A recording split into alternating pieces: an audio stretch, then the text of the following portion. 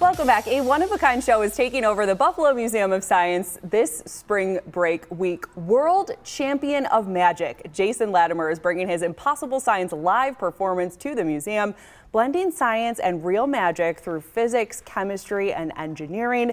It's an interactive show designed to spark curiosity and visitors of all ages. Joining us in studio with more is Gary Siddall, President and CEO of the Buffalo Museum of Science. So we got a sneak peek earlier this week. How have the shows been going so far?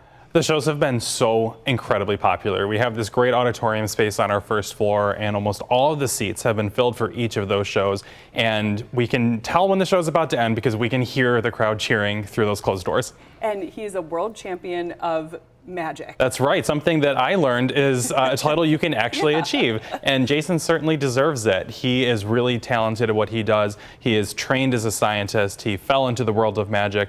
And his entire show pushes people to think about the science behind magic. And so one of my favorite things that I've heard him say is that if you ask him what your favorite trick is, he's not going to tell you how to do it, but he will tell you the field of science to study, to probe into what it is. And that could be biology, that could be psychology, and there's a lot of physics in magic as well.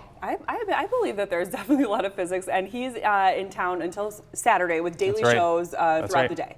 Yes, absolutely. So the shows start at 10:30 in the morning, and they run at regular intervals. We have seen large crowds of people waiting to get in as the theater's unloading, excited for the next show. He has such a high degree of production quality. He's extremely talented. We're proud to have him here. And it's a busy week at the Science Museum because the kids are off of school. If you're still looking for something to do, again, he's there through Saturday. That's right. And your permanent space exhibit has also been popular with the Artemis mission. It absolutely has. So people are either in the auditorium watching science and magic, or they're up on the fourth floor learning about Buffalo's connection to space.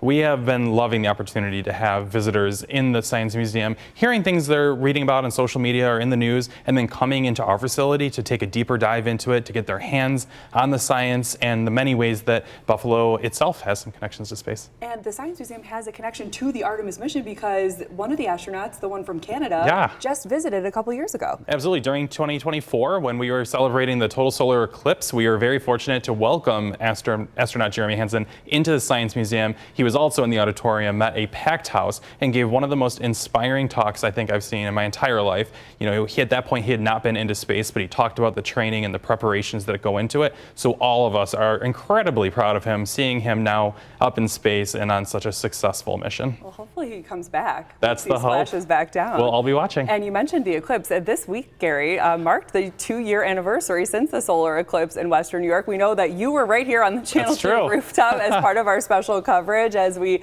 sat in the path of totality. We're going to take a quick look back at that moment now. We're going to take a break. Oh my goodness, that is so cool. I feel like a little kid. Totally. That is incredible. Gary was there. I was there. Okay, it's still coming up, but you probably remember this. A totally surreal moment. People traveled from all over the world to the path of totality. There's Niagara Falls from the southern tier. There's Gary. Yes, in the middle of the day in total darkness. Yes, I know. It was 3-something in the afternoon. Yes. With Jen Scott. Such a fun day. What do you remember from that day? You know, I had been relatively new to the Science Museum at that point, and learning all about the eclipse and the different phases of the eclipse, the mythology that informed it from early times. It was just an incredible experience. And although we were covered in clouds, we still experienced that very sharp shift in light, and the air even felt quite a bit cooler. So it was an incredible way to spend the eclipse. And the next one, mark your calendar. That's right. It'll be October 26th in the year 2144. So we hope you'll be back here on Channel 2, Gary, for that one. That would be something. That would be.